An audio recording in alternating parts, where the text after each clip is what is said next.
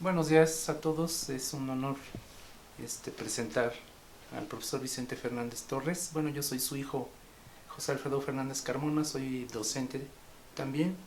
El profesor Vicente Fernández tiene una trayectoria de 35 años aproximadamente en el magisterio, tanto a nivel de primaria, secundaria y preparatoria aquí en el estado de Tlaxcala. Es originario de San Andrés Aguasguatepec, municipio de Zompantepec de Tlaxcala.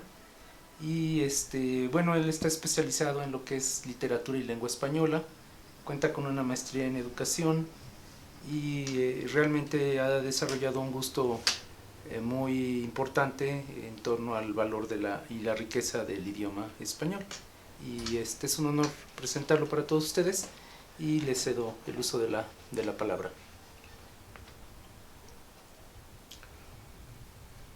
Hice estudios de lengua y literatura española, una maestría en educación y estudios de filosofía y teología en latín y en griego. Trabajé en escuelas secundarias, preparatorias, dando la cátedra de español y de literatura.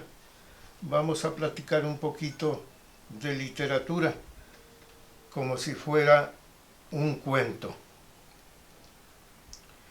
El estudio de literatura implica el conocimiento del aspecto físico del país en donde se produce, el conocimiento del pueblo, de sus orígenes que la creó y el conocimiento de la lengua que le ha servido de instrumento para manifestarse. Tres temas importantes: la península ibérica, el pueblo español y la lengua castellana.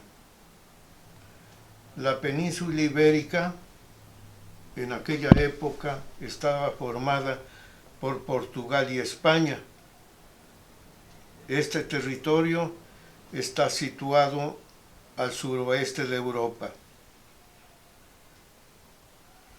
Tiene ríos importantes como el Miño, Duero, Tajo, Guadiana, Guadalquivir y Ebro. Cordilleras como la Pirenaica y Cantábrica. Es un país de clima variado. El pueblo español se formó con la llegada de muchos pueblos colonizadores y pueblos que le invadieron, pero todos estos pueblos dejaron muestra de su cultura, de su arte, de sus costumbres, de sus tradiciones, pero de manera especial dejaron muestras de su lenguaje. 15 siglos antes de la era de Cristo llegaron los iberos. Posterior a estos, en el siglo XI y VII, los fenicios y los griegos, pueblos navegantes, pueblos colonizadores. En el siglo V, los celtas. En el siglo III, los cartagineses. En el siglo I antes de Cristo, los romanos. España se romaniza en aquel entonces. Hablan el latín. Posterior a los romanos, en el siglo V ya de la era de Cristo, llegan los visigodos y los últimos pueblos que lo invaden, los árabes, en el siglo VIII. Todos estos pueblos, repito, dejaron muestras de su lenguaje. La lengua castellana se forma precisamente de todos estos pueblos.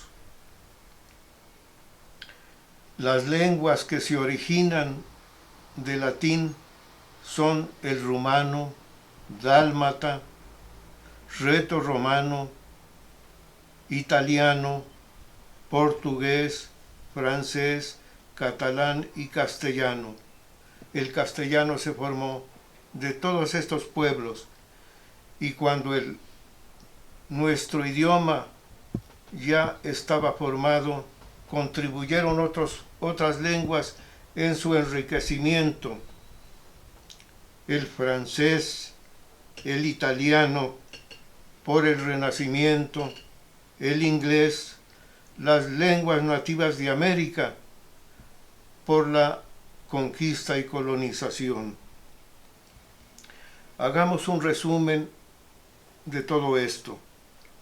La lengua castellana, ataviada con las galas espléndidas del árabe y aderezada con las joyas del vascuence, del godo y del hebreo, es hija legítima de Roma y Atenas. Esta le prestó su cultura y abundancia, aquella su armonía y majestad. La lengua castellana es impetuosa como el torrente que se desborda en los riscos de los Pirineos. Es imponente como la amenaza de un bárbaro. Es sublime y patética como el acento de los profetas. Es brillante y sugestiva como la fantasía oriental. Es culta y copiosa como el verbo de Demóstenes. Es sonora y majestática como el choque de las armas y el manto de púrpura del pueblo dictador. Este idioma nuestro nos hermana a los mexicanos en el sentimiento de paz, de justicia, bienestar, y nos comunica con los pueblos latinoamericanos por la cultura, arte y tradición.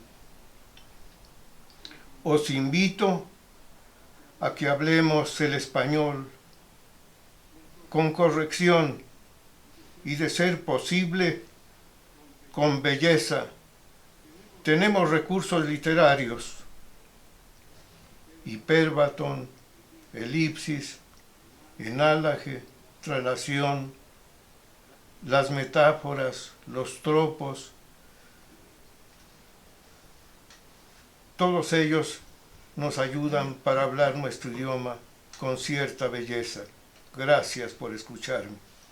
Muchas gracias por este mensaje tan importante sobre la riqueza del idioma español. Perdón por no haber presentado a mi mamá, la señora Graciela Carmona, esposa del profesor Vicente Fernández.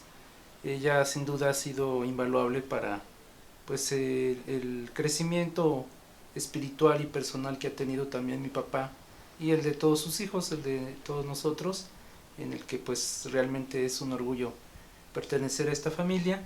Mis sobrinitas Karen Rojas y Jazmín Rojas, también pues muy talentosas, y agradecer en especial a la licenciada Anabel Ábalos por pues su interés para compartir este pequeño mensaje, a la licenciada Marisela Flores Rosas de Secretaría de Desarrollo Social y al licenciado Héctor Martínez por su comprensión, su apoyo, su amistad sobre todo. Agradecerles a ustedes la atención a este pequeño video y en especial también a los jóvenes Danitza y Julio por realizar este trabajo tan importante pues para nosotros. Les deseo un excelente día.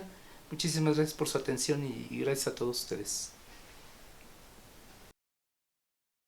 Cartaginés, sobre todo de manera muy especial, pues tiene palabras de latín. Por ejemplo, muchas palabras, de 100 palabras nuestras, 60 son latinas, un 15% de griego, un 10% de árabe y de las demás lenguas. Por ejemplo, la mayor parte de las palabras que empiezan con A son de origen árabe. Almohada, aceite, almacena, alcázar, alhaja, casi todas son de origen árabe. Latino Por ejemplo, la palabra hombre, su raíz homo hominis, de ahí viene hombre. La palabra mujer, mulier, mulieris, ahí tiene su raíz. Por ejemplo, que se refieren a la milicia, viene de los visigodos, espuela, todas esas palabras referentes a la milicia. No se diga de las palabras de origen náhuatl.